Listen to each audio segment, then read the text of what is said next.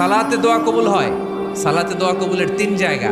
একটা হচ্ছে তাকবীরে তাহরিমার পরে আমরা সানা পড়ি না, আমরা তো একটা পড়ি, আল্লাহর হাবিব সুন্নাহ এবং নফল নামাজে আরো পড়তেন সানা, ওই দোয়া কবুল হয়। দুই নম্বর জায়গা সালাতে সেজদায় পড়ে দোয়া করলে কবুল হয়।